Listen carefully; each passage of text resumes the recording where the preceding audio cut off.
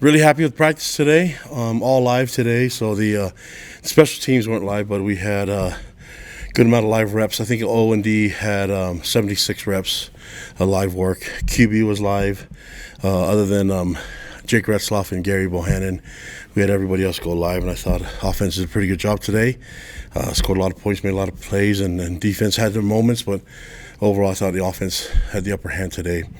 And so it's good back and forth in camp right now in spring ball, but that's expected. I think today guys ran the ball really nicely and protected the ball. We had some really good back and forth, and so I can probably go in details later, but I mean it sucked you guys weren't able to see it all. So, but it was good, and I think where we're at right now in spring, feel good about our team, feel good about the progress that we're making, and this is really good work for all of us to be focused on and doing the fundamentals. I think last time I spoke to the media, I talked about not a lot of missed assignments, and then we're seeing assignments still being clean, but more than anything, the technique and the fundamentals are really starting to come along, and it's helping us quite a bit. And mistakes still being made, mostly by the young guys, and it's okay. That's part of the learning process, but we're in a really good spot right now with what we just got done today and what I saw.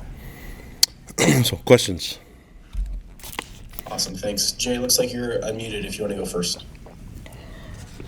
Yeah, Kalani, you said it's a lot of back and forth, although the offense won today. Would you say that it's pretty even throughout camp, or has the offense been ahead of the defense as far as install and just execution? I think when you're looking at the guys that are coming back on offense, it probably helps that you're having Jake coming back and that Gary's familiar with the system and with the offense, and then you have Connor Pay up front with Caleb and with Kime being able to help coach those guys, even though he's not full go yet. But the rest of the group, Waylon, he's a guy that's played for us and in the system. So I think you look at all the wideouts that are there. There's a good amount of guys that and the tight ends that are a veteran group, so they should be further ahead. These are plays that they know, and they've been focusing on the fundamentals technique. I mean, Kevin Gilbride's been focused on that, and it showed today in the way that they ran the routes and the way that they blocked, and it helped the run game a lot. And looking at the way the O-line blocked today, I think that was a big key, is that we were able to keep the defensive guys guessing on what the plays were, and everything started to complement each other, and we were able to move the chains to get some points, and that's a big part of the success that we have. We got to have an effective run game, and everything's got to be clicking. But in order to do that, the guys have to be aware of what their job is, and then how to do it correctly. And then, has there been any separation in the quarterback battle? Are those two still neck and neck? And also, has a third quarterback maybe emerged for that third spot? Those two have been doing a great job. I think they keep getting better, and one gets better, then the other one catches up, and the other one gets better, and the other one catches up. It's what we want the competition to be, and so as long as they keep getting better, that's all we care about. We're not in a position where right now where one is separated from the other to be the starter. But they are definitely the two capable of getting it done. Now there's a race and a competition for the third spot, and there's good quality there too. So we're able to get some reps with. Young guy Noah Lugo was able to get some reps today, and Ryder Burton did some really good things, and Cade Finnegan. So there's a competition all over the place, and there's still a strong competition for that third spot still. And then Trace and Bergay got some reps there too. So it's 4 guys for the third spot and 2 guys for the starting spot. Other questions for Coach?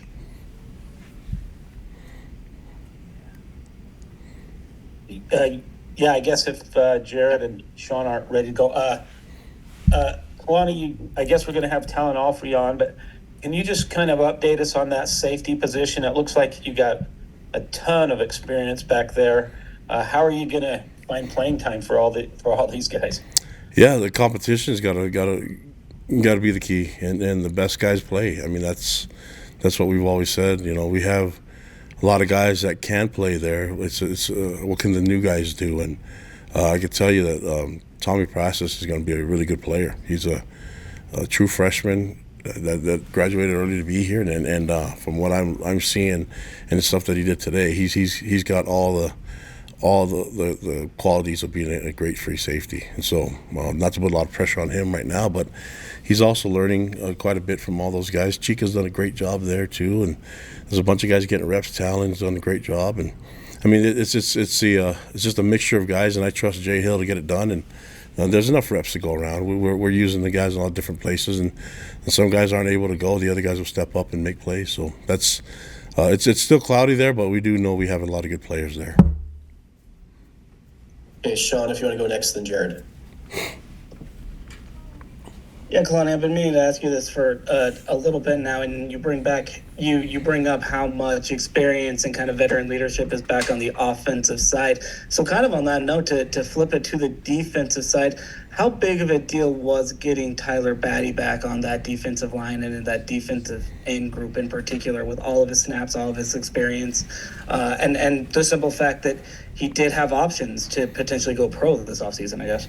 Yeah, I mean that was the part of it, is that we're giving him good feedback on everything, and letting him see, what we're hearing from the NFL, and what I know he's got a lot of people in his ear too, but I'm just glad that he was able to trust us, and seeing the background that we have and the connections that we have, that we know what we're talking about, and we think that this would be a good move for him. But when it came down to it, he had to go with what was most comfortable, and after he weighed out the options, this made a lot of sense. And the truth is, we need him to help that defense run, and we need him on that front. We lost a good amount of D tackles with Jackson Cravens being gone, and with Nice Mahi not being there, so like a lot of the bulk are gone. But the guys that are back, there's David Latu, and some of the young guys are back, and so we're getting some new guys there. It helps to have a senior that's been around, knows our culture, knows our defense, and now that, even though he knows our defense has been around, it's still his second year in this defense, and so all those guys are still making an adjustment. And I think they're from what I'm seeing, they're a lot more comfortable with the scheme, and it's just a matter of getting the young guys and the new guys, the competition, to play up to the right level. All 11 has to do their job. You guys heard me say that before. It's especially with this defense. It's you have to do your 1/11th and it'll work out. But it was today was a day that the offense, if you're looking at it overall, offense probably had the upper hand, but the defense is coming. They're close. It was a great competition. There's good back and forth, and what I like is the physical part of the game. We were able to play some really physical football and smash mouth, and it's always great to have quarterbacks that can go live. So, we I think Jake and even Gary they want to go live, but we can't do that. And then I think that when the other guys went live, the other quarterbacks, only Gary and Jake were held out and been untouched, but they were on the green jersey. The rest of the QBs were live, full go, and they were able to extend drives and extend plays and convert first downs, and that's what we need. And sometimes you get caught up in the touch football that defense has to realize they got to use the right fundamentals to secure the tackle, and quarterbacks are good athletes too, especially on this team. And so it was a lot of fun to see those guys do that, especially the young guys that haven't been here before.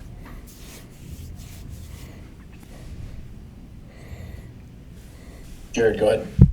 Kalani, I had a couple of questions. The first, talking to Eddie Heckard last year, he said one of the advantages he felt like he had was the fact that he knew when to take risks in Jay Hill's defense because he was experienced with it. And he said he felt like the defense would progress substantially when the rest of the guys kind of had that same familiarity, so they knew when to take risks and when not to. Are you seeing the guys get to that point now here in the spring, now that they've had some time in this system? Yeah, and I think a lot of that, I mean, that's a good point. When you look at what Eddie did, he did a lot of that, and it was on film. So when the young guys see, like, hey, isn't he supposed to be doing this? I like, yeah, but he's playing the eyes of the quarterback, or he's playing the odds of down the distance, and he's doing all these things. Those are all teaching moments. We really didn't have that on film. Now we do. But also having Eddie be the key, him and Cam being able to help the guys understand the defense more, and then now you have Mark being able to do it from here, and then you have Jack doing it up front, and that's been the key for the front, is having Jack Kelly be the guy up front. He's got so much talent, man. But you're starting to see it with guys like Jacob Robinson is starting to really understand the scheme a little bit more and when to take chances and how to disguise things like that. And Talon Alfrey, guys that are going through it again, they're starting to understand how to do things, and it's working. But you're going against a really experienced offense too, so that's why I'm saying the back and forth is nice. I think the ones on defense really understand it, and then the twos and threes are coming along, and they're getting there are tons of talent in the twos and threes. They're really close. They just got to understand they have to be on kind of like on a rapid a speed course on the D. But it helps when you have guys that have played it, and then you have guys that are here that know the system. It's like guys like Chad Kaha'a and Gary Anderson and myself and Justin Anna's been in the system, so there's a lot of guys that know it. Sione Poha played in it, and so they get it and they can teach it. And now that we have the film to back it up, I think the learning process will be accelerated.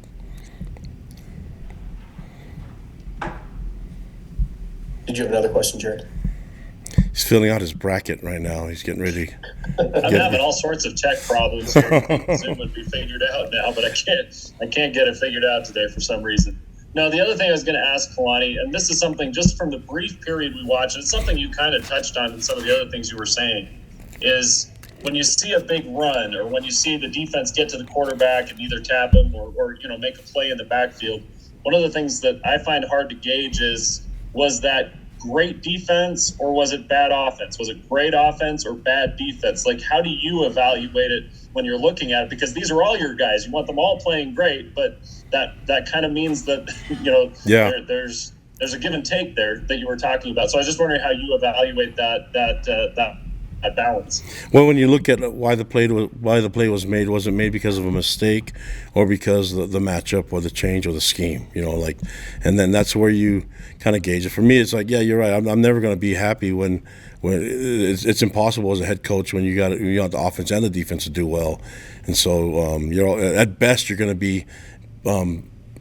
average, pleased. And so you're kind of like, yeah, it was a okay day. Those are my best days as head coach, but that's what I see is the progress, and I see guys getting better. I see the mistakes that are being minimized, and it's little things sometimes when you're looking at ball security, and it's the way they run routes, it's the way the guys have their hand placement, it's the mistakes that are made on the field, penalties, holding, stuff like that. And so those are things that I'm really focused on, and seeing if the guys, there's not a lot of big mistakes, and that's the catastrophic mistakes are the ones that will hurt you and cost you the game, and the small mistakes you can overcome and get better. But it's also finding the rhythm. So if a quarterback is getting pressured, and is it the pressure, or is it the four-man pressure, is it someone that missed the block, or someone that got beat on the pass rush, and then it's the quarterback extending the play, and if he converts it, everybody just sees the stat. They don't see how he got there, and my job is to put together how we got there and where can we improve on both sides. And that's why I love being a head coach. I get to coach both sides, and then I can do it on the field and do it in the classroom as well. So it's a lot of fun. So I love my job. All right, Coach. All right, guys. We'll let you go. We got Talon up next. Appreciate it. Thanks, guys.